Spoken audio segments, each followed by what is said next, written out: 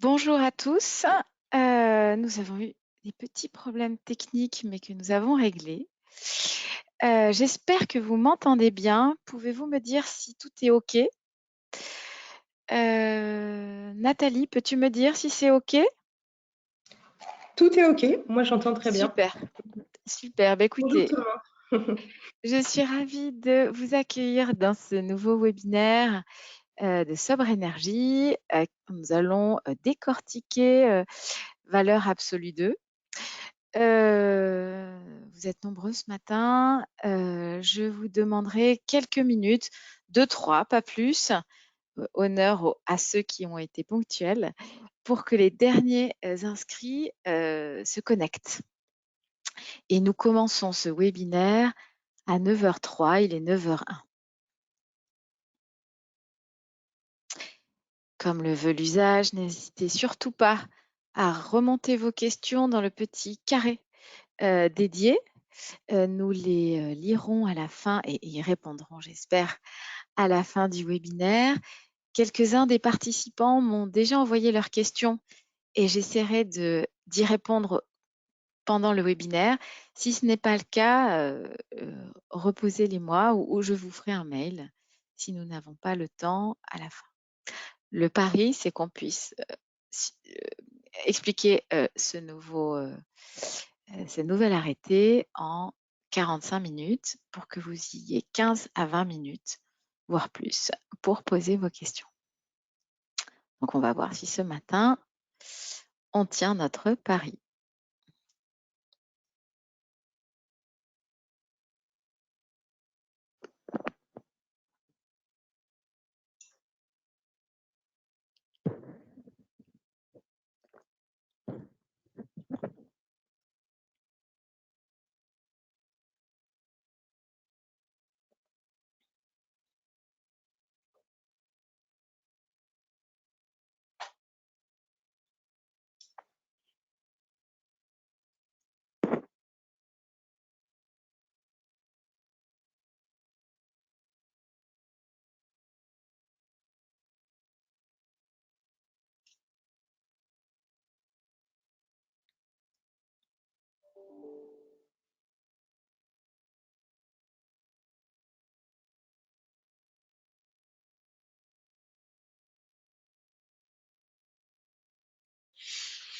Eh bien, il est 9h03. Bienvenue à tous. On va passer ces 45 prochaines minutes à parler du décret tertiaire et d'opérate et de la baisse de vos consommations énergétiques. Je suis ravie de vous accueillir sur ce webinaire de 45 minutes. Comme je disais à l'entrée, nous avons eu des petits problèmes techniques au démarrage, mais si tout va bien, c'est tant mieux. Avec moi, Nathalie, qui est la modératrice de ce webinaire et qui prononcera vos questions à la suite de ce webinaire. Je suis Sylvie Méran-Ifra, directrice marketing et impact de Sobre Énergie. Et nous sommes, comme vous le savez, une filiale de la Banque des Territoires du groupe La Poste et Dégis. Nous avons été classés incontournables par le magazine Décideur. Et incontournables pourquoi? Pour aider entreprises et collectivités à réduire son empreinte carbone et ses consommations énergétiques. Car comme vous le savez, le décret tertiaire va être ce grand canevas de la transition énergétique pour pouvoir justement suivre avec une méthodologie plutôt imposée la diminution de ses consommations.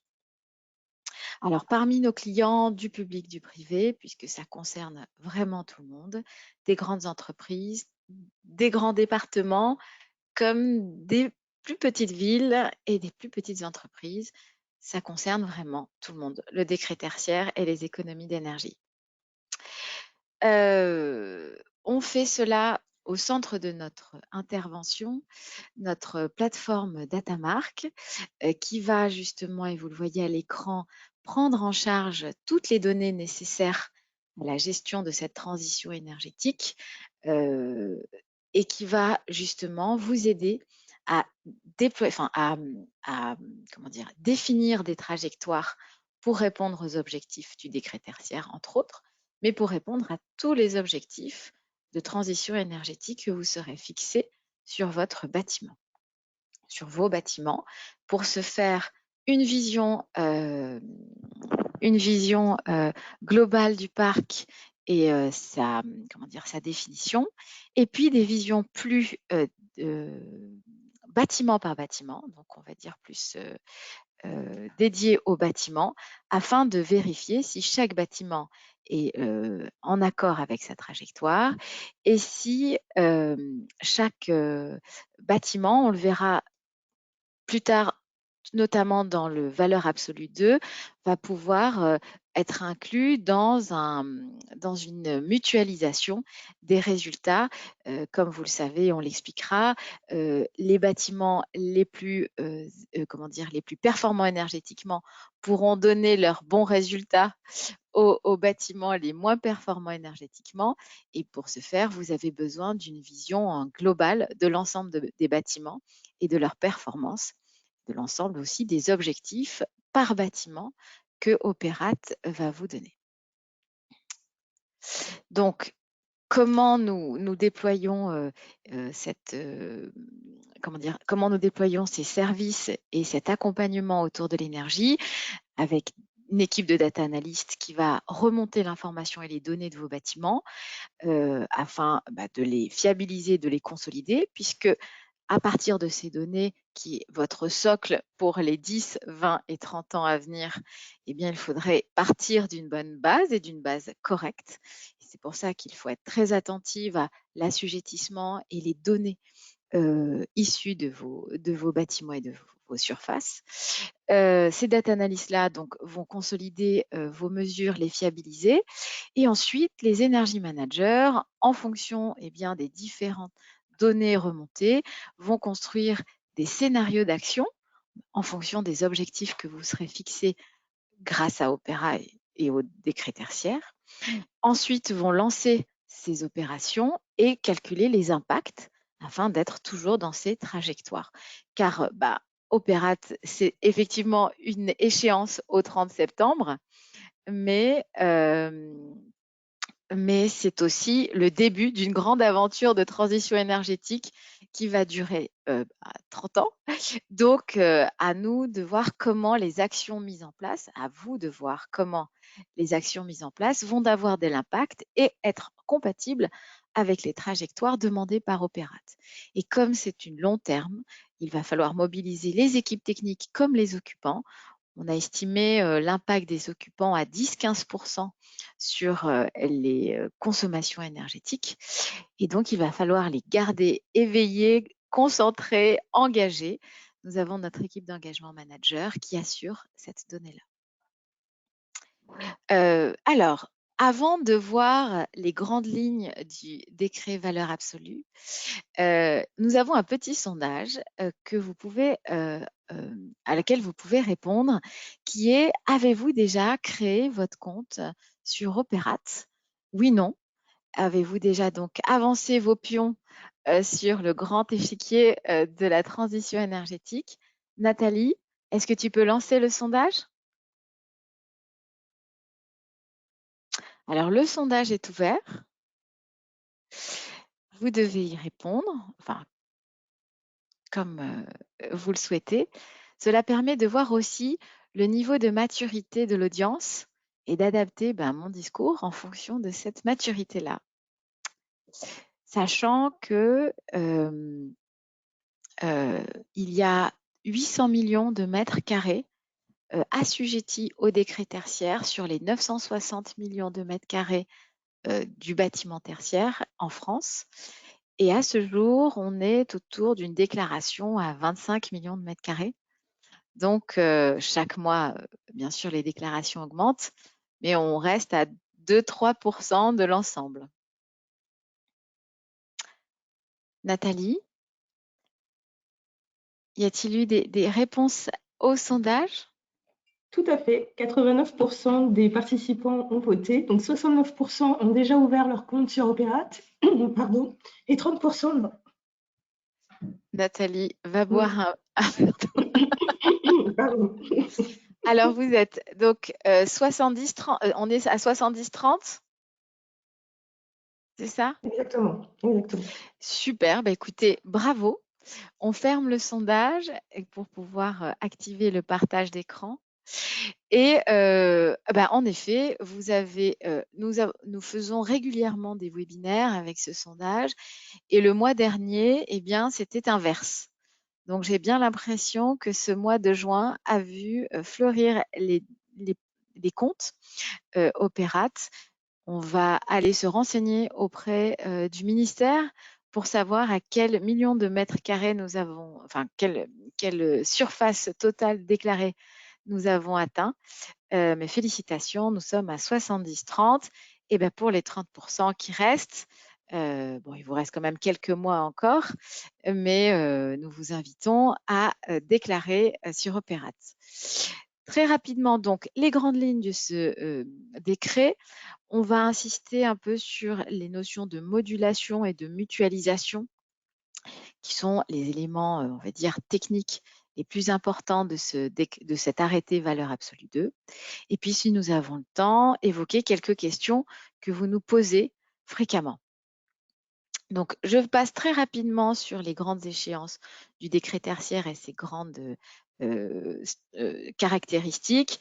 Je les mets là, vous aurez les slides en fin de webinaire afin d'avoir les références. Mais vous êtes déjà 70% à avoir déclaré vos données. Vous êtes familier de ces éléments-là. Je passe vite. Opérate, c'est aussi la possibilité de suivre les obligations du décret. Et un des grands éléments d'Opérate, c'est de pouvoir constituer un benchmark à terme des consommations énergétiques par an et par type de bâtiment, ce qui vous permettra dès 2023, ce qui est annoncé par le ministère, dès 2023 d'avoir des comparatifs, des comparaisons à bâtiments égaux et bâtiments similaires de consommation. Vous pourrez ainsi vous situer en fonction des bâtiments similaires dans votre niveau de consommation. Donc, c'est déjà disponible. Vous savez que vous avez jusqu'au 30 septembre. 70% d'entre vous l'a déjà fait. Donc, je passe ces éléments. Par rapport au rappel d'échéance, nous avons donc ce 30 septembre 2022 une première échéance donc déclarative et on insiste sur fin 2024 où il va y avoir une première analyse des données. En effet, vous n'aurez pas d'attestation à la fin 2022. Vos premières attestations commenceront à la suite de la déclaration Opérate en 2023 et donc les premiers contrôles en 2024 sur la complétude et la vérification, la véracité des consommations, enfin des déclarations. Donc, il y aura des contrôles et ces contrôles sont même plus sévères que les contrôles fin 2031 sur l'atteinte des résultats.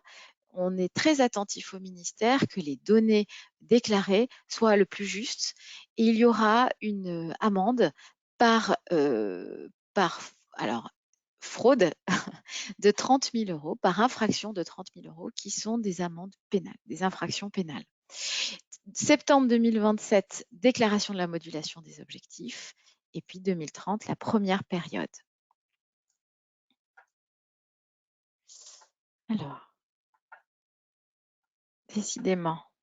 Donc, on vous a résumé tous ces éléments-là dans cette slide. Les grands leviers d'action autour de ce décret tertiaire sont la performance énergétique des bâtiments, l'installation d'équipements performants, les modalités d'exploitation, l'adaptation des locaux et les comportements des occupants. Sachez que ce sont 5 éléments importants à suivre dans le temps, à intégrer dans vos trajectoires pour pouvoir atteindre les objectifs. Il n'y a pas que la rénovation. Vous allez pouvoir, voilà, effectivement, en tant que propriétaire, on pense tout de suite à la rénovation pour pouvoir diminuer les consommations énergétiques. Le décret tertiaire est attentif dans son, comment dire, dans le fait, dans ses objectifs à actionner ces 5 leviers. Donc, il va falloir intervenir sur ces 5 leviers. Donc, on vient aux grandes lignes de l'arrêté. Comme vous le savez, cet arrêté valeur absolue 2 s'inscrit dans un ensemble d'arrêtés qui permet d'appliquer concrètement le décret. L'arrêté méthode qui a été publié en avril 2020, qui a déterminé les grandes règles et les méthodes de calcul. On a eu notre première FAQ ADEME avec quelques questions autour de cet arrêté méthode. Ensuite, il y a eu une complétude avec l'arrêté valeur absolue 1 qui fixait les valeurs absolues pour les catégories de bureaux, les services publics, la logistique, enfin une certaine partie de logistique qui représentait 50% des surfaces tertiaires. Cet arrêté valeur absolue 2, avril 2022, va lister un certain nombre de points que vous voyez à l'écran. Et ces points-là sont assez structurants dans la bonne déclaration et la bonne gestion à long terme de votre trajectoire énergétique.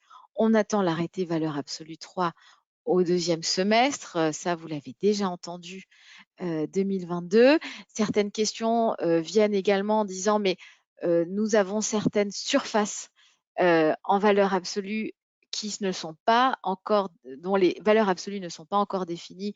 Comment fait-on pour les déclarations opérates?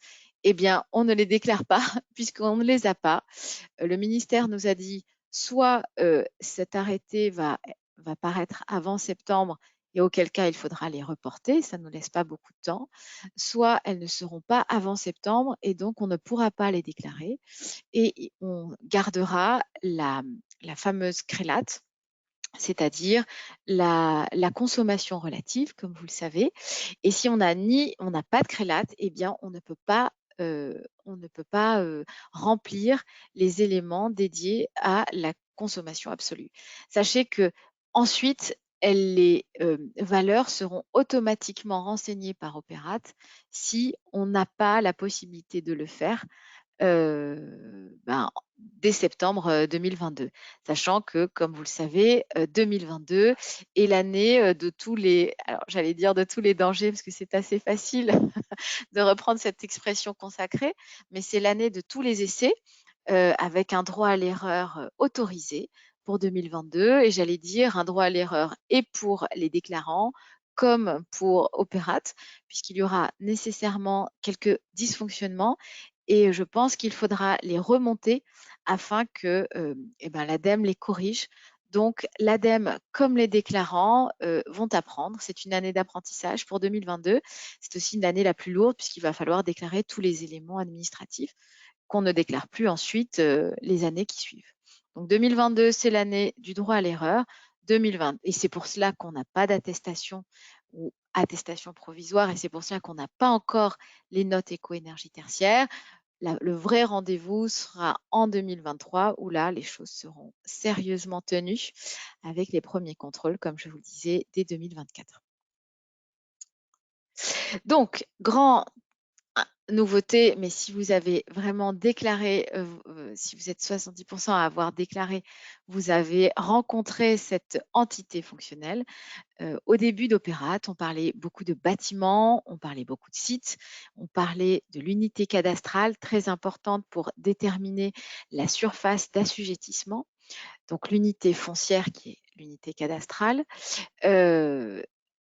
Pour cet arrêté valeur absolue 2, on parle d'entité fonctionnelle qui est l'EFA, l'entité fonctionnelle assujettie, et qui va être en fait la mesure centrale à partir de laquelle va se déployer tout ce décret tertiaire. Donc l'entité fonctionnelle correspond à un établissement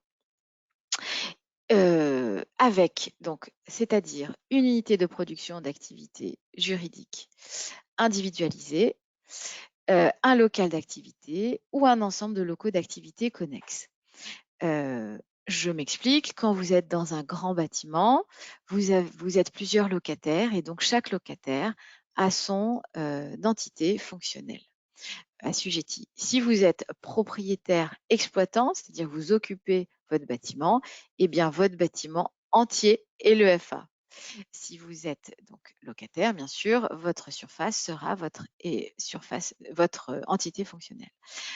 Quand on dit un ensemble de locaux d'activités connexes, imaginez que vous êtes sur la même unité foncière et vous êtes locataire ou propriétaire de 3 magasins en bas d'immeuble sur la même unité foncière. Eh bien, votre EFA sera ces 3 éléments.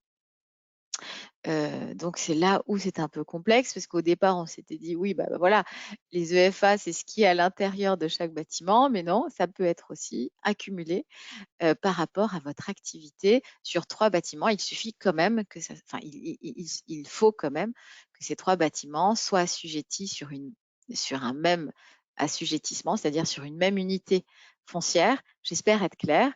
Donc, on va reprendre l'exemple. Vous avez 3 bâtiments. Chaque bâtiment a des entités fonctionnelles assujetties. Jusque-là, tout va bien. Mais l'entité fonctionnelle assujettie peut être composée de 3 éléments comme des magasins de bas d'immeuble que l'on doit ajouter si nous sommes locataires de ces 3 éléments ou propriétaires de ces 3 éléments. Donc, cette définition permet de mieux cerner ce qu'est une entité fonctionnelle, donc ça, c'était important, d'insister sur la notion d'unité géographique et de comparer les assujettis entre eux par catégorie d'activité. En effet, c'était beaucoup plus simple dans le benchmark de travailler avec l'entité fonctionnelle. Donc, au niveau de l'EFA, sont effectuées la déclaration de consommation de référence, la détermination des 2 objectifs, consommation absolue ou consommation relative, la fameuse CAPS et la fameuse CRELAT, l'établissement de l'attestation annuelle, oui, c'est par EFA, à moins que vous soyez donc propriétaire et locataire d'un ensemble d'un bâtiment, et là, vous avez le bâtiment. Et la notation éco-énergie tertiaire. Donc, quand vous allez déclarer, le propriétaire du bâtiment va déclarer ses informations administratives et ses consommations annuelles d'espaces annexes, donc d'espaces que vous n'avez pas loués mais qu'il a en propriété. Il y a un identifiant unique bâtimentaire, vous le savez, vous avez ouvert un compte.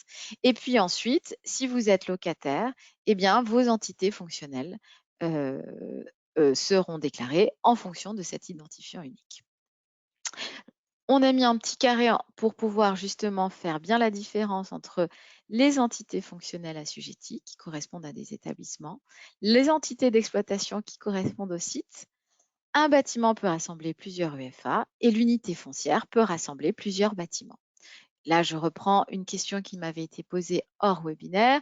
Nous avons 600 mètres carrés de bureaux dans un bâtiment et 400 ou 1000 mètres carrés de stockage dans un autre bâtiment contigu, donc dans la même unité cadastrale. Eh bien oui, l'ensemble, c'est-à-dire les 1000 de la logistique et les 600 du bâtiment, deviennent assujettis sur la surface de consommation de 1600 mètres carrés. Donc, l'arrêté parle de l'année de référence pour les bâtiments neufs. En effet, au tout départ, quand le décret tertiaire a été écrit et mis, il était fait pour les bâtiments antérieurs à 2018. Et puis, en 2019, on a ajouté l'ensemble des bâtiments, inclut les bâtiments neufs, donc ceux qui sont nés en 2020-2021, et bien sûr ceux qui sont nés en 2022 ensuite. Comment déterminer une année de référence pour ces bâtiments neufs? Eh bien, il faut une année pleine entière d'exploitation. Ça, c'est valable pour l'ensemble de l'année de référence. Mais on va pouvoir établir dans cette année de référence un temps de rodage jusqu'à 3 ans pour choisir l'année de référence la plus fidèle à l'année de fonctionnement du bâtiment. C'est-à-dire que quand vous allez avoir votre bâtiment livré, on va dire en 2022, vous allez inscrire l'année 2022 puisque c'est votre première année, mais vous allez déclarer l'année la plus on va dire, ressemblante à une année normale d'exploitation, notamment au niveau de l'hygrométrie. Donc l'année de référence sera celle qui correspondra à une première année pleine entière, et puis celle qui vous paraîtra la plus proche d'une année normale. C'est-à-dire qu'il faut que le bâtiment sèche pour que sa consommation énergétique soit normale. Vous avez donc jusqu'à 3 ans pour corriger, puisqu'il va falloir quand même déclarer à chaque fois l'année de vos déclarations. Donc, l'année de livraison, on va dire, est 2022. Vous déclarez 2022. Et puis, en 2024, vous dites, bah, finalement, la vraie, on va dire, la vraie année représentative de ce bâtiment est 2024. Donc, vous avez la possibilité de corriger en 2024 l'année de référence. Pardon. La deuxième chose, le deuxième grand élément de cet arrêté valeur absolue 2, c'est la consommation de combustible stocké. En effet, il est assez facile, c'est vraiment un grand mot parce qu'il va falloir ramener des archives entre 2010 et 2019 pour déterminer une année de référence pour le gaz et pour l'électricité. Mais il y a d'autres sources d'énergie, dont l'énergie combustible. Et on se dit, bah, comment on va pouvoir déterminer une année de référence si j'utilise des énergies combustibles, hein. Vous l'avez vu, hein, l'année de référence est aussi par type de combustible. Et là, ben, il va falloir, vous avez 3 façons de déclarer cette année de référence, soit par comptage, c'est-à-dire l'évaluation du volume utilisé, soit le volume de livraison et les relevés de niveau, soit les volumes de livraison que vous allez pouvoir lisser sur une période de 4 ans au maximum, c'est-à-dire une moyenne de livraison sur les 4 ans. J'espère que tout est clair.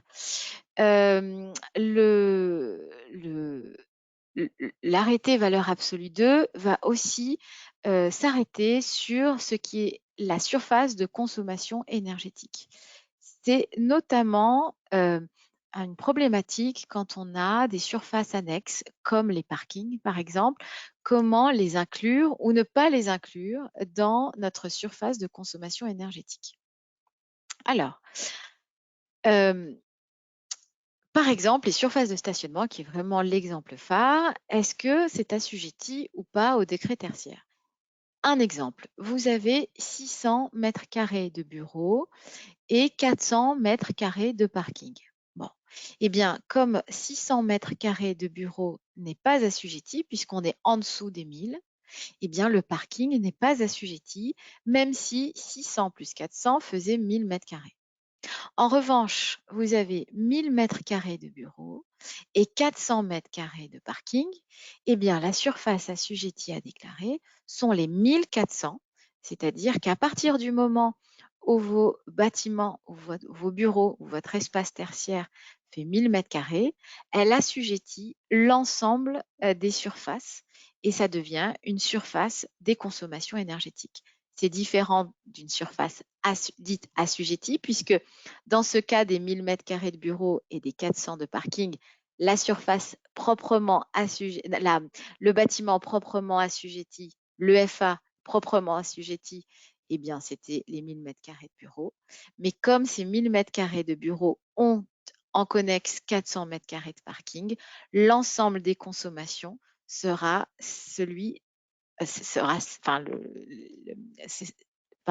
l'ensemble des consommations sera celui, puisque c'est un ensemble, sera celui de la surface totale composée de 1000 mètres carrés de bureau et 400 mètres carrés de parking.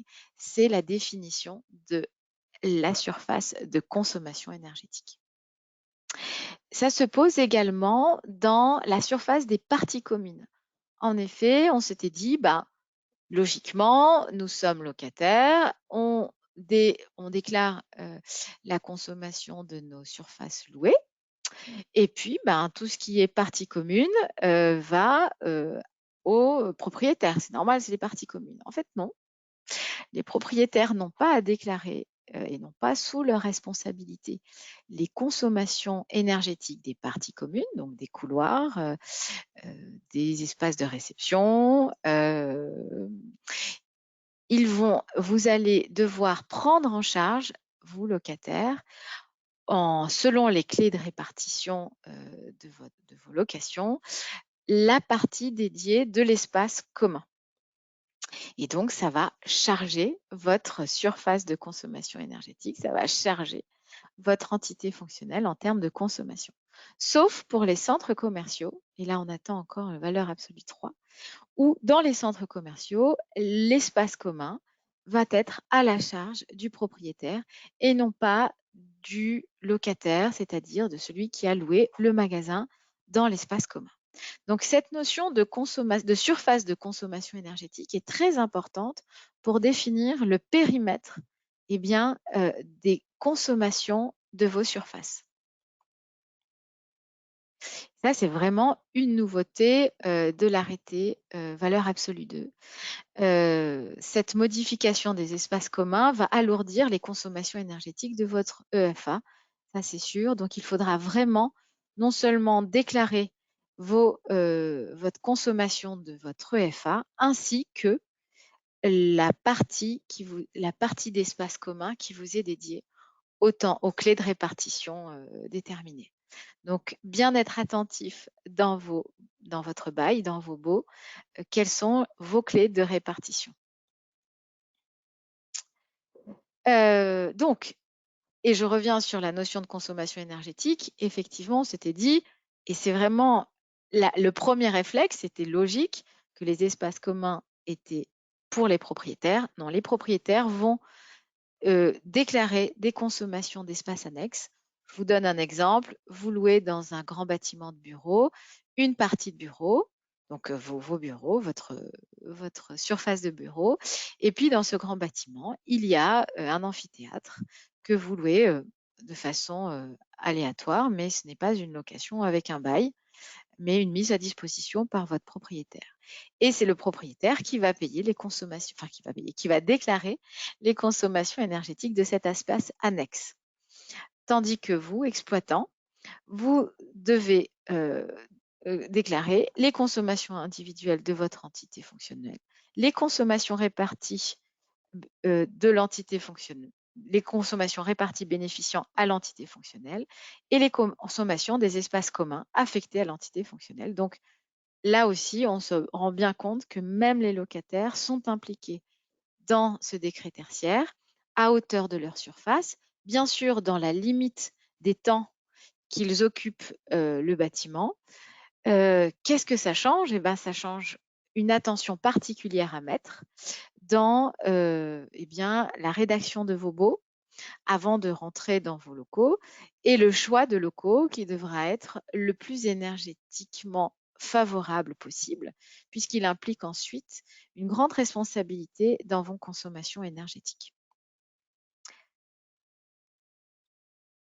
Donc, l'arrêté parle également d'ajustement en fonction des variations climatiques, chaud ou froid. Les situations géographiques de l'entité fonctionnelle sont mieux prises en compte. C'est valable pour toutes les activités avec des spécificités froid commercial, logistique du froid. On n'a pas encore les valeurs absolues pour les logistiques à température ambiante. On les attend pour dans valeur absolue 3.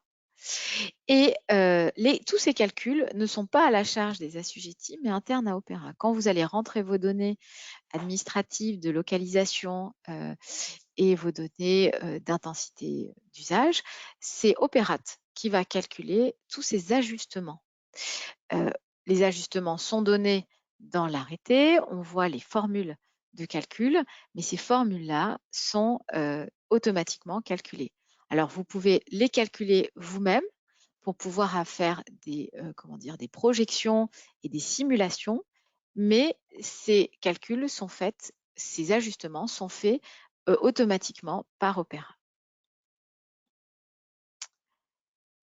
Alors, autre élément du décret, le changement du mix énergétique. Voilà, on veut changer son mix énergétique. Et pour changer, il va falloir que, par exemple, vous voulez changer le gaz. Mais pour changer du gaz, il va falloir que vous trouviez une source d'énergie plus vertueuse. En effet, on ne peut pas changer sa source, on ne peut pas changer son énergie par une énergie plus carbonée ou non renouvelable. Donc, si vous voulez changer votre type d'énergie, il ne faut pas que ça entraîne une augmentation des émissions de GES et il ne faut pas que ça entraîne une augmentation des énergies non renouvelables. C'est assez logique dans le décret tertiaire et dans l'esprit de ce décret tertiaire que le but, c'est de vous amener à une énergie renouvelable et une diminution de consommation. Là, je vous ai mis les catégories de valeurs absolues qui ont été définies par la valeur absolue 1 et valeur absolue 2 et celles qui restent encore à définir.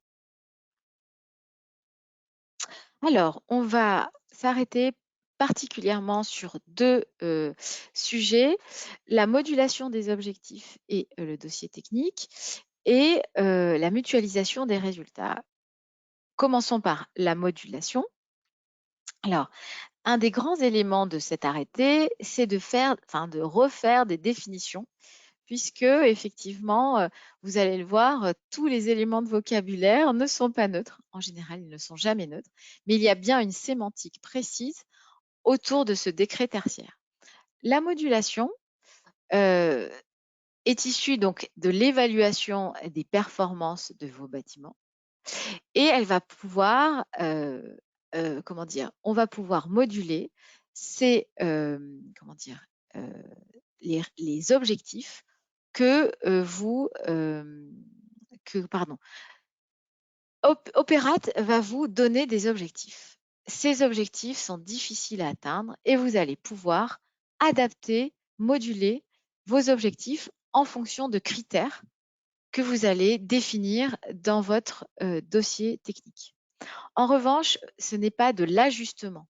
L'ajustement, ce sont les corrections données par Opérate données par Opérate à partir des conditions climatiques et on n'a pas du tout, en tant qu'assujetti, de maîtrise des facteurs pris en considération puisque c'est les conditions climatiques et c'est fait automatiquement par Opérate. Tandis que la modulation n'est pas faite automatiquement par Opérate. C'est vous qui allez choisir et justifier pourquoi vous modulez. Donc attention, quand vous parlez d'ajustement, ce n'est pas l'ajustement des objectifs, ce n'est pas la même chose que la modulation des objectifs. Ça paraît évident comme ça, mais quelquefois, des paresses du langage font que c'est synonyme. Or, dans le cadre du décret tertiaire, ce n'est pas synonyme.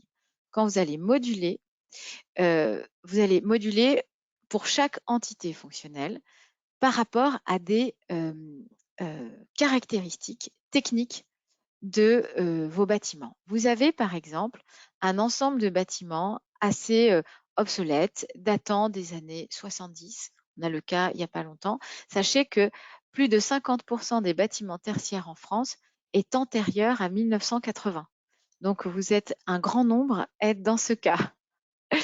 Et donc, vous allez dire, moi, tout mon parc est antérieur aux années 80 et les objectifs que me propose Opérate sont beaucoup trop importants par rapport à ce que je peux faire sur ces bâtiments.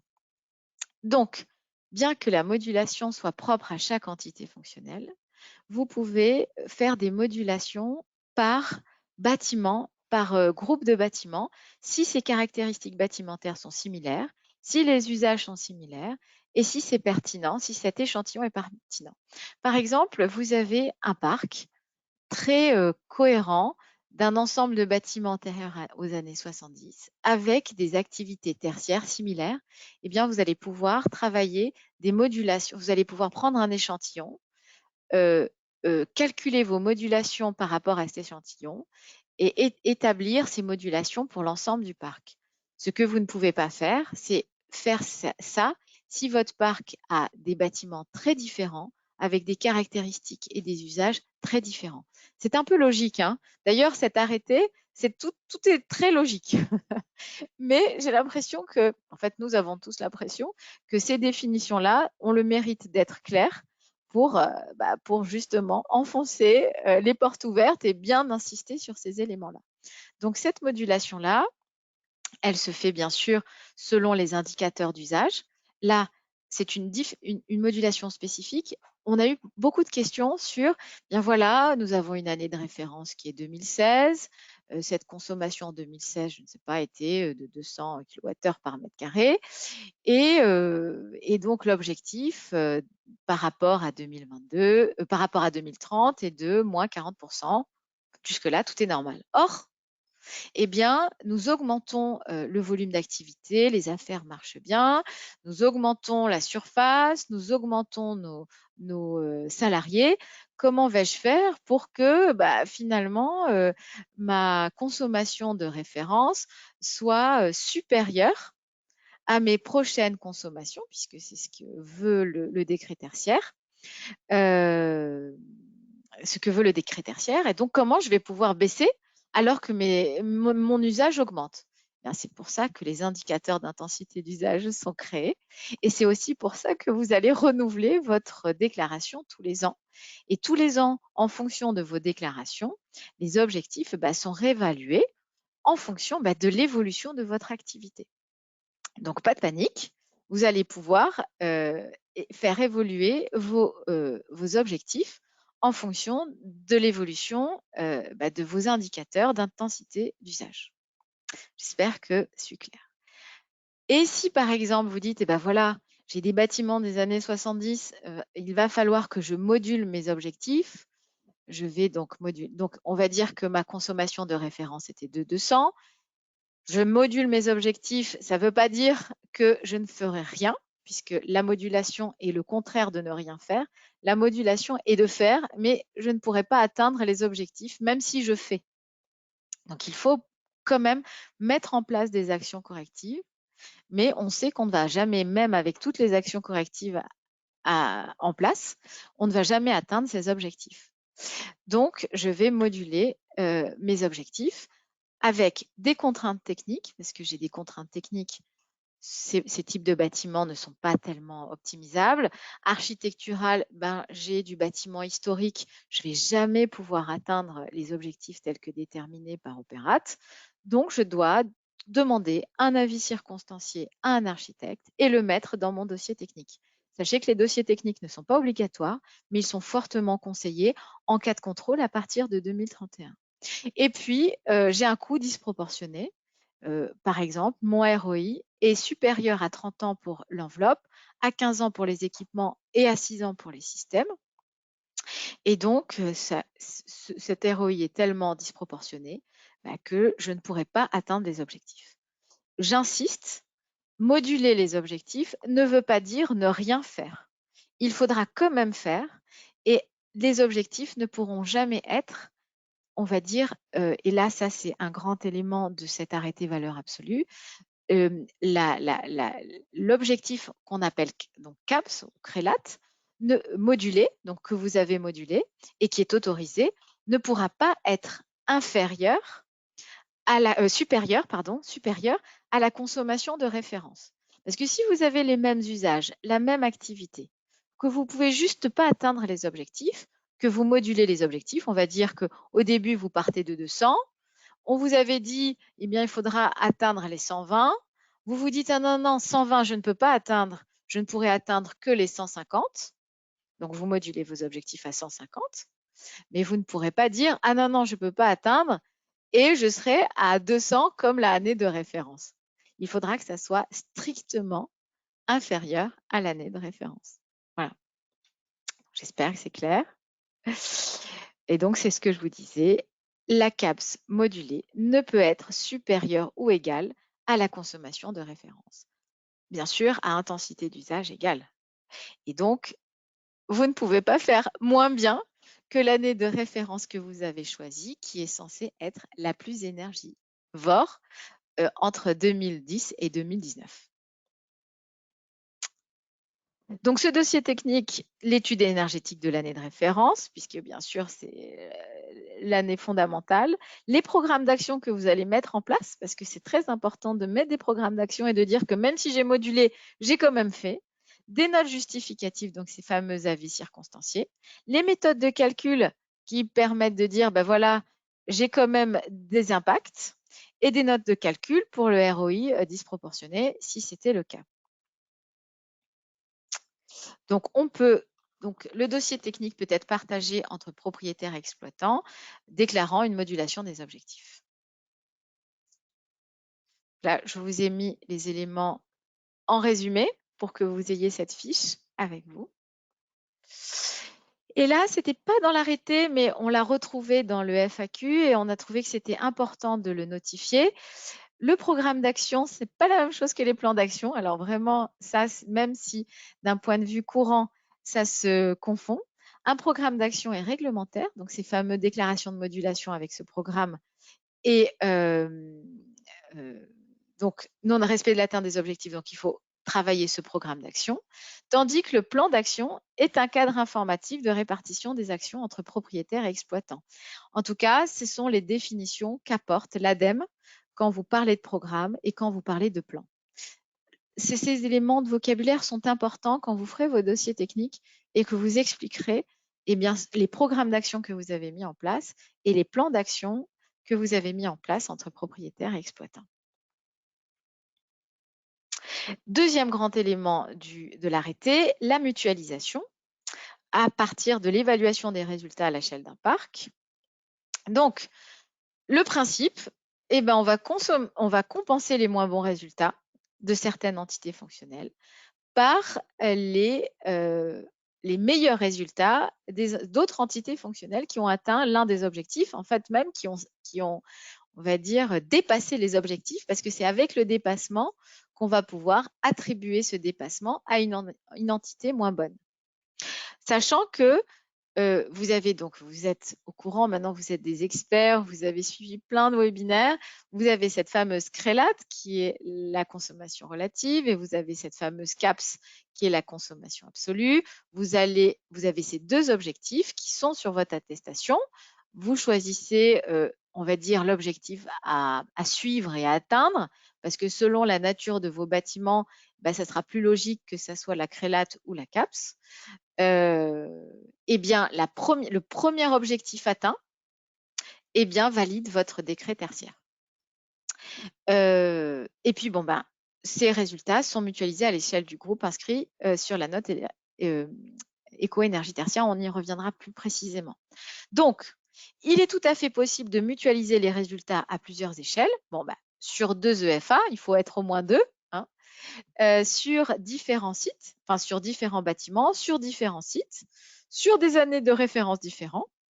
Par contre, il est interdit de réaffecter plusieurs fois la même EFA. C'est-à-dire vous avez une UFA de compète, elle a dépassé son objectif de vraiment beaucoup.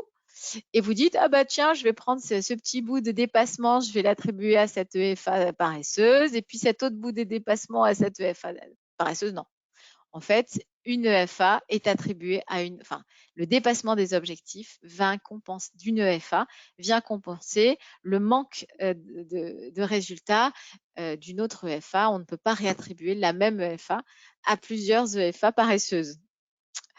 Alors, en général, Opérat va faire ça automatiquement. C'est-à-dire qu'il va vous dire, tiens, cette EFA, et c'est une championne du monde, vous pourrez réaffecter le dépassement de l'objectif à cette EFA qui est plus paresseuse.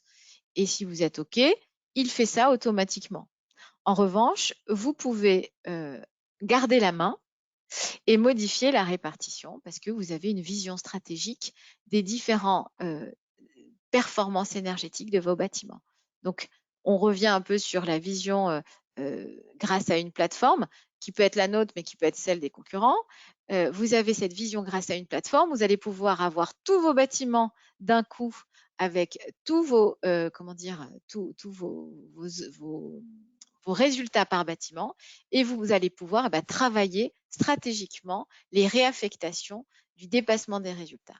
Et même la plateforme, parce qu'elle est gentille et performante, peut vous recalculer à la manière d'Opérat, mais peut-être plus adapté à vos besoins et à vos trajectoires, parce qu'Opéra, ça va être un calcul un peu aveugle, tandis que la plateforme va être un calcul beaucoup plus adapté à vos besoins et vos objectifs.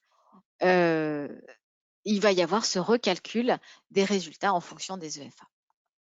Mais bon, on va dire que ça, c'est l'année 2024.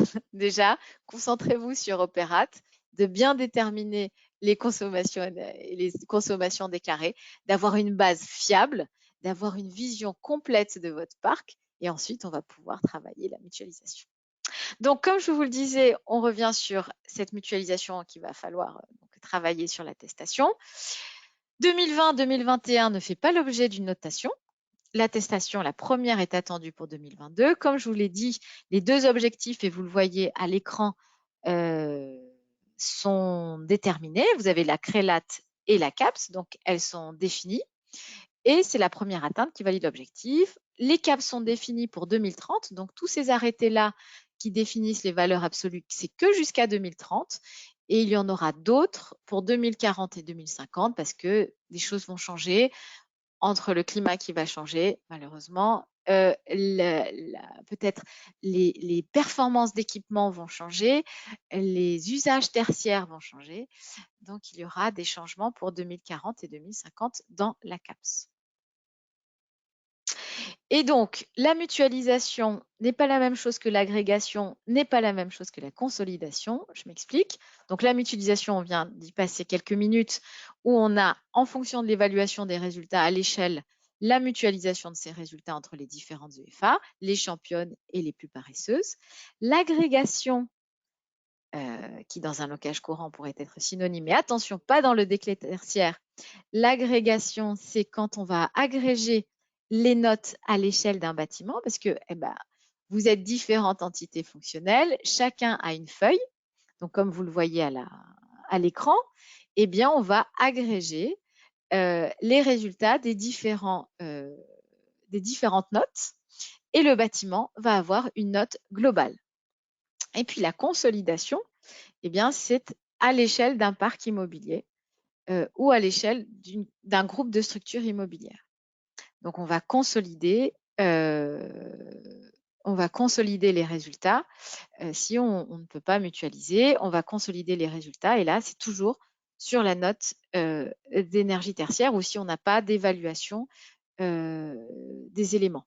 Parce que quelquefois, on n'a pas d'évaluation proprement sur un groupe. Donc, on va consolider les notes en fonction d'une structure. Donc là, je passe au FAQ. Donc, on vous les a listés, vous les aurez en fin de webinaire. Il est 9h53. Place à vos questions, s'il y en a. Nathalie, y a-t-il des questions? Oui, il y en a pas mal. Alors, première question. Alors, est-ce qu'une EFA, c'est un couple bâtiment-locataire? Pour un même bâtiment, si nous avons 3 locataires, est-ce que c'est 3 EFA? Oui. D'accord. Chaque sirène est un EFA. Très bien. Donc, quelle stratégie adopter pour les locations que l'on va quitter dans 3 à 10 ans? Qui prend en charge les travaux de réduction lorsque les baux s'enchaînent? Alors, c'est un locataire ou c'est un propriétaire? Ça doit être un locataire qui C'est pose la un question. locataire, je pense, qui pose la Oui, question. Oui. absolument. Alors là, je vous invite à notre webinaire sur la gestion des baux le 5 juillet. C'est une vraie problématique. Le, le droit du locataire, c'est qu'il est, on va dire, à prendre en charge un certain nombre d'actions concernant ses consommations énergétiques, mais sur la période durant laquelle il occupe le bâtiment. C'est-à-dire qu'il serait quand même injuste qu'il finance la rénovation entière de l'enveloppe d'un bâtiment pour 30 ans, alors qu'il n'occupe ce bâtiment que pour 9 ans ou pour 6 ans. Donc là, il faudra être bien attentif dans la rédaction des baux, dans le choix des locaux quand vous allez commencer à chercher pour louer. Donc, il faudra être attentif à la note éco-énergie tertiaire dans votre choix des locales et il faudra être attentif dans la rédaction de vos baux sur le qui fait quoi entre propriétaire et locataire. Et il faudra bien travailler, il y a une annexe qui s'appelle 606, je crois, mais notre avocat de chez Fidal, qui est notre partenaire sur le sujet, vous l'expliquera mieux que moi. Il faudra bien être attentif aux clauses de, de, de gestion des travaux liés à l'énergie. Sachez que euh, euh, le qui fait quoi est un élément et un passage important entre propriétaire et locataire, puisqu'ils partagent finalement la même trajectoire énergétique du bâtiment. Donc les locataires devront vraiment être attentifs aux clauses et au montant du loyer en fonction des charges qui seront liées à l'efficacité énergétique. Donc ça, c'est un point d'attention très, très important. Merci. On a une question de nouveau sur les parkings. Alors, les parkings, est-ce qu'on parle des parkings ouverts ou des parkings fermés? Après, on va me dire ouvert jusqu'à combien, fermé jusqu'à combien. Alors, c'était la question à 1000 mètres carrés, c'est plus à 1000 balles. Non, en fait, vous avez les parkings, donc sous vous avez on va dire trois catégories parking. Les parkings complètement fermés, la question ne se pose pas. Les parkings en dessous des bâtiments, sous pilotis, la question se pose, mais ils sont assujettis. Les parkings à côté, c'est-à-dire complètement sans rien, sans construction autour, bah, j'ai envie de vous dire qu'il n'y a pas de consommation énergétique s'il n'y a pas de construction autour. L'objectif du décret tertiaire, et c'est quand même un des éléments logiques, c'est appliquer au bâti. À partir du moment où il y a une autorisation de construction, il y a décret tertiaire. C'est pour ça, par exemple, que le décret tertiaire ne s'applique pas aux bâtiments démontables ou éphémères. Et il ne s'applique pas aux espaces qui ne sont pas construits. Donc, un parking, on va dire, public où vous avez loué des places n'est pas assujetti. Un parking qui est interne au bâti, là où vous avez loué des places, est assujetti. Mais c'est toujours la même chose. Un parking souterrain va utiliser beaucoup plus d'énergie, ventilation, électricité, qu'un parking à l'air libre où il y a peu d'électricité, pas de ventilation, sachant que les bornes IMVE sont exclues du décret tertiaire. Donc, il faudra poser des sous-comptages. On n'a pas parlé des sous-comptages pour justement isoler l'énergie consommée ou produite, enfin produite et consommée par les bornes. Merci. Alors, une question sur les laboratoires de recherche et de Oui, développement. Est-ce qu'on peut confirmer qu'ils ne sont pas assujettis au c'est décret? confirmé. Voilà, Il très faudra bien. mettre du sous-comptage. Bonne nouvelle pour le sous-comptage, si vous n'avez pas encore acheté vos sous-compteurs, il y a une fiche C2E, j'espère que vous êtes familier de ça. Si vous ne l'êtes pas, appelez-nous, on a quelques éléments complémentaires sur le sujet. Il y a une fiche C2E qui prend en charge une partie des financements des sous-compteurs industriels.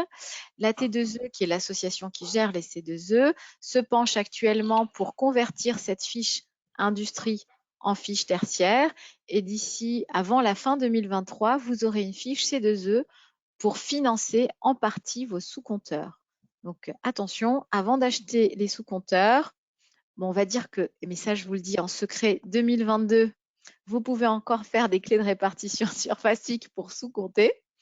2023, moins, ce sera obligatoire de sous-compter. Donc pour 2023, attendez que la fiche C2E sorte pour pouvoir acheter vos sous-compteurs. Ça serait mieux pour optimiser cette partie-là.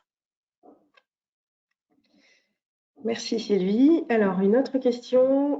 Quid de la surface de consommation énergétique pour une industrie avec 1000 mètres carrés de bureaux? Comment on fait?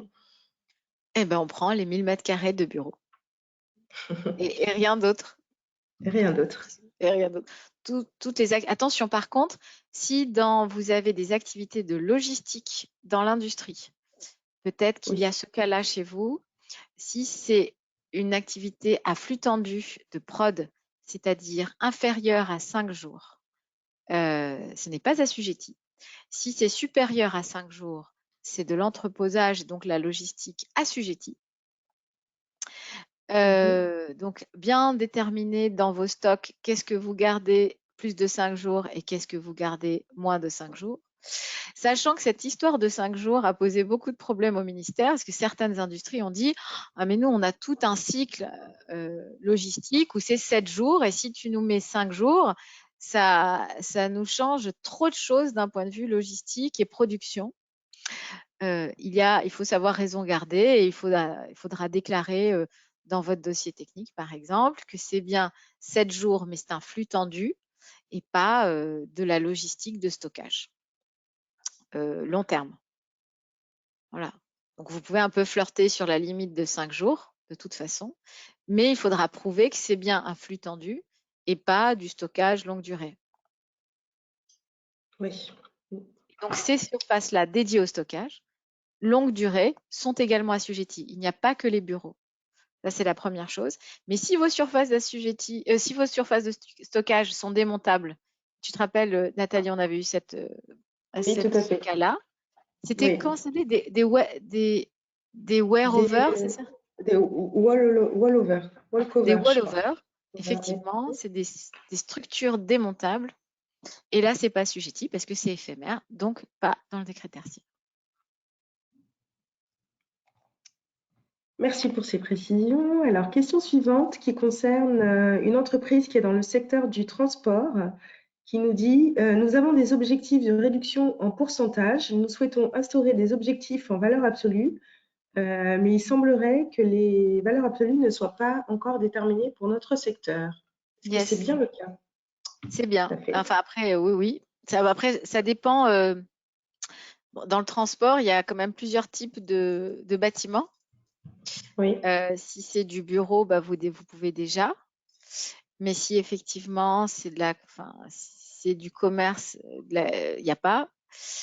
Si c'est de l'entreposage de pièces automobiles, il n'y a pas. Donc, vous mettez vos valeurs absolues et vous mettez vos valeurs relatives, vous attendez les valeurs absolues qui vont arriver. Si elles ne sont pas arrivées dans votre déclaration 2022, bah, c'est pas de votre faute en fait, hein. Donc, vous ne la comptez pas pour 2022. C'est 2023 qui comptera. Mais j'insiste, hein, c'est pas parce que je dis ça ne compte pas 2022. Il faut quand même déclarer 2022. C'est très important. C'est très, très important. alors, une question sur les textes. Un monsieur qui nous dit: «Je suis surpris de ne plus avoir à disposition sur Opérat les différents textes de loi du décret tertiaire, dont ce dernier texte de valeur absolue». Alors, c'est pas la valeur absolue 3, c'est la valeur absolue 2. Celui de Donc où est-ce qu'on peut trouver ces textes? Eh ben, on vous envoie les liens. En général, oui, oui, on les trouve. Alors, je sais pas, encore hier, je les ai trouvés. Oui, Euh, sur le site, la FAQ, ouais, ouais, mais Opéradel. il y a- Mais, quelquefois, il y a des bugs, hein. Attention, hein. oui, Il effectivement. nous arrive, nous qui sommes toujours dessus, quelquefois, on n'y a pas accès pendant 2 heures, 3 heures. Donc, il peut s'agir d'un bug, mais en général, ils y sont. Mais Oui, si vous voulez, on vous les envoie. oui, je note et puis on vous les enverra. Alors, on nous demande si on peut déclarer sur Opérac lorsqu'on fait moins de 1000 mètres carrés. Oui, Parce que, en fait, alors attends, il y a une suite de questions, pardon. Dans l'objectif d'agrandir dans les années à venir et on est sûr qu'on va dépasser les 1000 mètres carrés. Donc ouais, effectivement, ouais, ouais, ouais, c'est possible. même conseillé. Mhm. Monsieur Marc Leroux, qui est le concepteur du décret, enfin de son application, nous a clairement dit que bon, c'est quelque chose qui est sur 3 tranches de 10 ans, que vous le savez, et il est fort à parier qu'à la fin de la première tranche, on abaisse le seuil à 250 mètres carrés. Bon, il n'y a rien qui est confirmé, il n'y a pas d'annonce dans le journal, c'est du pur off. Mais c'est voilà, donc c'est ce qui se dit. Les collectivités locales sont même encouragées à, comment dire, déclarer tous leurs bâtiments, même ceux qui sont en dessous de 1000 mètres carrés. Donc oui, oui, bien sûr, vous n'aurez juste, enfin, vous aurez des objectifs, mais vous ne serez pas tenu de les tenir, quoi. Pardon, tenu de les tenir, c'est un peu. Mais voilà. En tout cas, ça va vous familiariser. Vous aurez déjà un compte. Et quand vous allez agrandir votre surface qui correspond à l'intensité d'usage, eh bien, vous serez prêt. Alors, une question sur nos énergie managers. Est-ce qu'ils conseillent des solutions et des prestataires pour atteindre les objectifs? Oui, ça fait partie de leur fiche de poste. C'est à ça que ça sert. En effet, D'accord. comme vous le savez, voilà, Opérate, c'est le début. C'est le début d'une grande aventure. Et il va falloir effectivement mettre en place des actions. Et comme on l'avait spécifié dans ce webinaire, il y a 5 leviers d'action. C'est pas nécessairement remplacer toutes les fenêtres. C'est aussi retravailler les réglages, retravailler les systèmes, changer les équipements, changer le comportement des occupants. Déjà, vous allez avoir des vrais. Ce que je dis souvent, c'est que vous êtes les premiers acteurs du décret tertiaire. Donc, les premiers 5 ans, en général, c'est pas les plus difficiles. Parce qu'on va déjà mettre tout en œuvre qui n'était pas déjà mis. Les plus difficiles, ce sera après quand les éléments, on va dire, les plus faciles seront les plus évidentes, les plus mécaniques auront été mis en œuvre et qu'on n'aura toujours pas atteint les objectifs. Qu'est-ce qu'on doit faire de plus? Et faites attention, hein, les modulations des objectifs seront à déposer jusqu'à 2027. Après 2027, il n'y a plus de modulation qui tiennent. Donc vraiment, vous avez intérêt à bien suivre 2023 pour savoir comment vous allez atteindre ou pas. Et par exemple, les énergie managers peuvent vous mettre des simulations en disant waouh, là, c'est sûr qu'en 2030, vous ne pourrez pas l'atteindre. Mieux vaut faire tout de suite votre dossier et le déposer. Comme ça, vous êtes tranquille pour 2030 parce que vous aurez déposé vos modulations avant 2027. Si vous vous apercevez que les objectifs ne sont pas atteignables en 2028, pour 2030, eh ben, c'est foutu. Vous aurez vous serez pas le bon élève. Donc bien veiller à ce que à bien, comment dire, simuler, faire des simulations et bien identifier si vous serez à l'objectif en 2030 ou pas. Si ce n'est pas le cas, tout de suite identifier comment vous pouvez moduler et déposer ces modulations dans votre attestation. D'accord. Et donc à la personne qui a posé quand même cette question sur les solutions et les prestataires, je vous invite à rentrer en contact avec nous pour discuter, parce que je pense qu'en lisant la suite, qu'il s'agit d'une proposition de partenariat technique, donc qu'on transmettra. Alors une autre question, l'année de référence est à renseigner d'ici fin septembre 2022. Est-il prévu un système correctif permettant de corriger cette donnée même après le 30 septembre 2022? Il y a un droit à l'erreur, mais un seul. Oui. Voilà. Oui. Alors, peut-on apporter des précisions quant aux entrepôts de stockage et à leur éligibilité ou non? Bon, on a répondu à la question. Excuse-moi, Alors, peux-tu c'était me répéter? oui, c'était une question sur les entrepôts de stockage. Est-ce qu'ils sont assujettis ou non? 5 jours. On est sur l'histoire des 5 jours. Voilà, exactement. Plus de 5 jours, oui. Moins de 5 jours, non. Alors, il est à noter que l'année de référence doit être proposée entre 2010 et 2019. Or, vous avez précisé que tous les bâtiments, même neufs, devraient être renseignés. Donc, Oui. comment est-ce qu'on fait dans ce cas? eh ben, on pose la première année alors, d'exploitation complète d'occupation. Par exemple, vous rentrez dans un bâtiment en 2020, voilà. 2020 ne peut pas être une année de référence. Euh,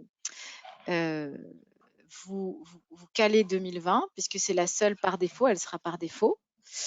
Mais on vous encouragera plutôt à suivre l'objectif de valeur absolue. Vous rentrez en 2022 aussi, 21 aussi, ça ne compte pas. La vraie année qui comptera sera 2022 et 2023. Parce que les années 2020 et 2021 ne comptent pas comme année de référence. Si vous n'avez pas d'autre choix, c'est celle par défaut, 2020. Mhm. Mais vous ne pourrez pas avoir cet objectif en termes de valeur relative. Vous serez directement en CAPS. Alors, après, il y a deux cas. Soit le bâtiment est hyper neuf et ça se justifie, il n'y a pas d'année précédente. Soit le bâtiment est ancien et certains clients nous posent la question, voilà, je rentre dans un bâtiment en 2020 et j'aurais bien aimé connaître l'année de référence de la première déclaration, que je peux avoir en fonction de ce bâtiment. Alors là, c'est encore une question que nous n'avons pas résolue et on vous enverra la réponse à l'ensemble des participants. C'est-à-dire qu'un locataire rentre en 2022, sur quelle année de référence il se cale? Bon, s'il rentre en 2022 et qu'il n'y a pas eu de déclaration préalable, puisque ça commence en 2022, il peut aller chercher auprès du propriétaire les anciennes consommations énergétiques et définir une année de référence. Mais c'est un sujet délicat parce qu'il n'était pas du tout responsable des années, des années précédentes. Donc là, j'avoue, j'ai un flou et pour être tout à fait précise, je vous enverrai à l'ensemble des participants la réponse à cette question, c'est-à-dire comment prendre une année de référence du bâtiment, puisque c'est toujours à l'aune du bâtiment. Hein. De toute façon, vous allez occuper des bâtiments au fur et à mesure des années qui vont suivre, avec des années de référence qui ne vous concernent pas, puisque vous n'étiez pas avant le bâtiment. Si vous avez l'année de référence définie par le bâtiment, vous héritez d'une situation et donc vous continuez la trajectoire. Là, c'est très clair. Si vous n'avez pas d'année de référence antérieure à 2020, eh bien, il faudra déclarer 2020 et vous serez plutôt en CAPS, donc en consommation absolue, qu'en CRELAT. Voilà. Ou alors, vous déterminez une année de référence qui est 2020 parce que vous n'avez pas le choix. Si je suis D'accord, merci. claire, mais Oui, en tout cas, pour moi, c'est clair. N'hésitez pas à nous le dire dans l'onglet questions si ce n'est pas clair. Alors, une question concernant les établissements qui n'ont pas de sirène. Comment on fait? Alors ça, c'était un cas rencontré par les collectivités. Il Ouais. faut le demander. Il faut demander D'accord. son siret de sirène. En fait, si ma mémoire est bonne, il n'y avait que des sirettes et pas de sirène. Je pense que Mhm. là, il y a comment dire, une commission qui statue et qui va attribuer des sirènes d'ici peu. C'est ce que nous avons entendu. Sinon, il faut le demander à l'autorité, au tribunal du commerce euh, dont vous dépendez. Local, d'accord. Ouais. Alors, ensuite, le cas d'une copropriété avec plusieurs propriétaires. Chaque propriétaire a une surface tertiaire inférieure à 1000 mètres carrés. Est-ce que chaque propriétaire est quand même assujetti? Ah, est-ce que le bâtiment fait plus de 1000 mètres carrés? Oui. En fait, c'est le bâtiment qui est assujetti Oui, c'est et ça, exactement. l'EFA qui est déclaré. Hmm. C'est pour ça qu'on a créé cette entité fonctionnelle. Oui.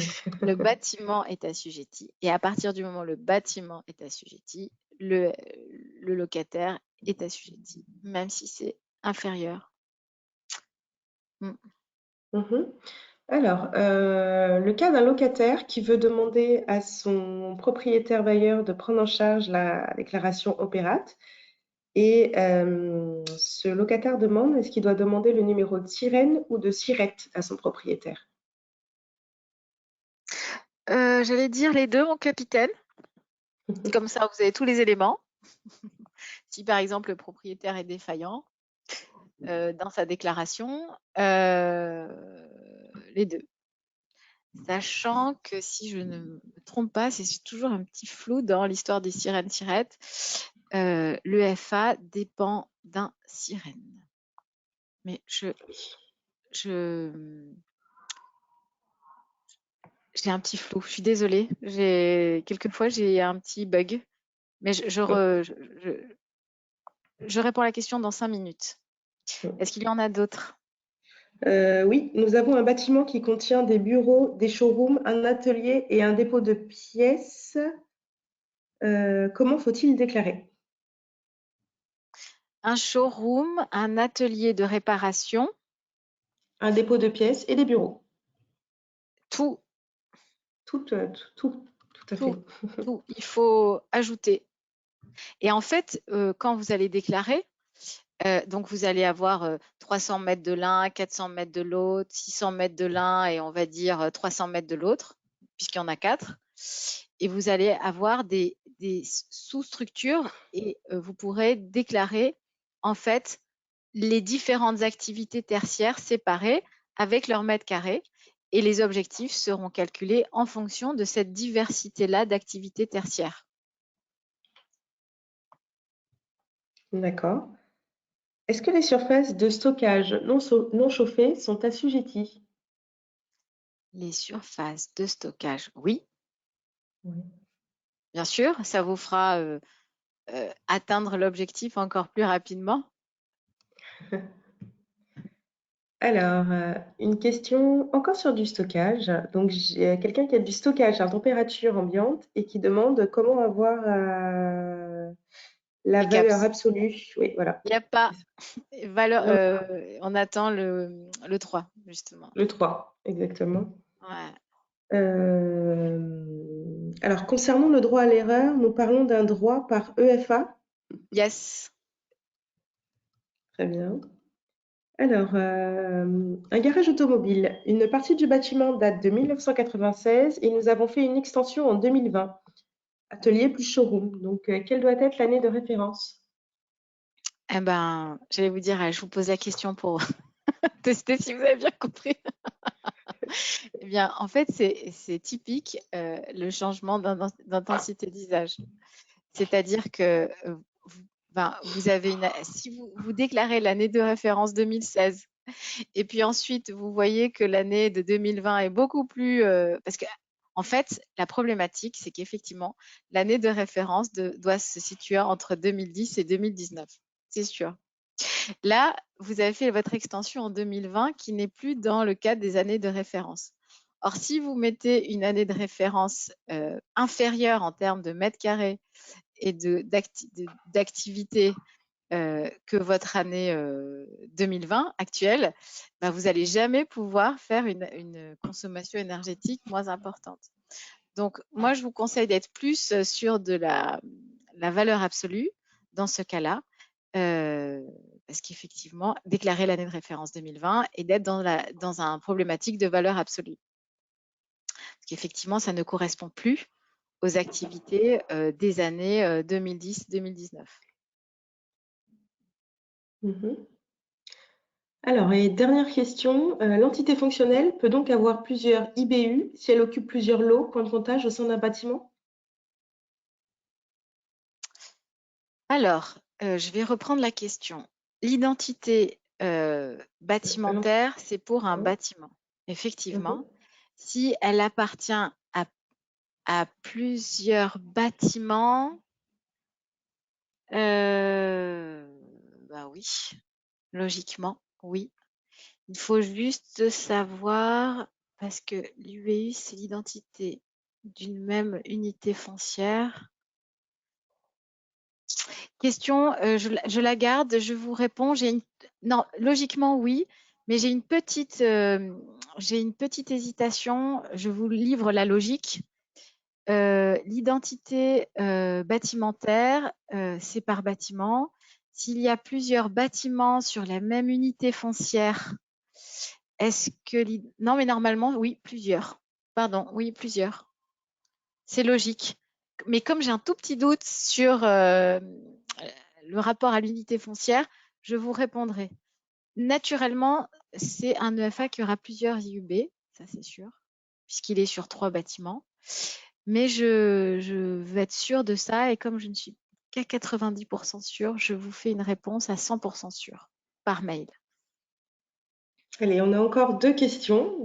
Alors Oui, 2, 3. Alors 2 questions. Alors, sachant les bâtiments inventoriés au répertoire des monuments historiques concernés par les ouais. décrets tertiaires, dans quelle mesure Ouais. est-ce que seront nuancées les prescriptions d'économie, s'il vous plaît? Eh ben oui, ça c'est typique de la vie circonstanciée architecturale et de la modulation des objectifs.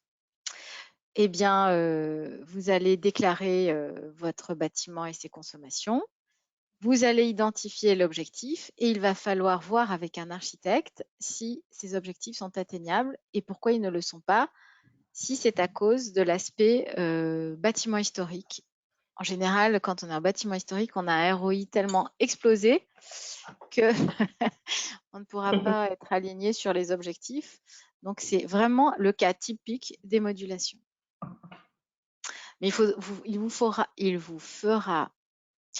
faudra l'avis circonstancié d'un architecte MH, monument historique, ou BH, bâtiment historique.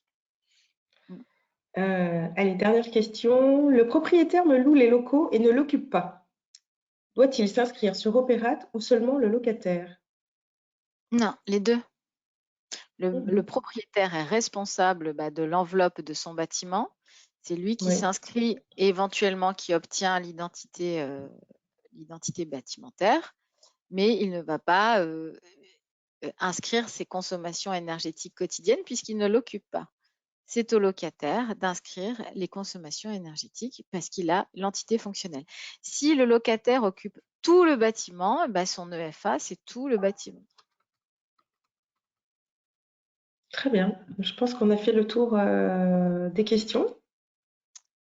Donc, les questions qui restent, c'est l'histoire de EFA, plusieurs identités bâtimentaires.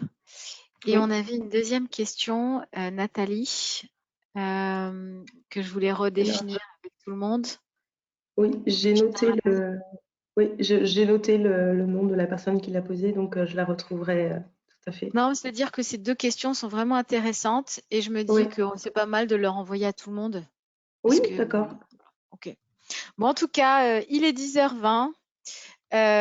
3. On était super, super contents de répondre à vos questions et on vous enverra les deux questions dont je ne suis pas à 100% sûre par mail pour vous remercier aussi euh, ben, euh, d'avoir été attentif pendant ce webinaire. Sachez qu'on a un webinaire spécial beau qui se tient le 5 juillet, qui aborde cette question d'organisation propriétaire-locataire dont vous recevrez une invitation dans les remerciements. En tout cas, avec Nathalie, on a été ravis d'animer ce webinaire, encore une fois avec vous ce matin. On vous souhaite une super fin de semaine et un super week-end. À très bientôt. Et remplissez bien vos déclarations opérates pour les 30 qui restent pour ça. Au revoir à tous et peut-être rendez-vous au webinaire des beaux. À bientôt À bientôt. et merci.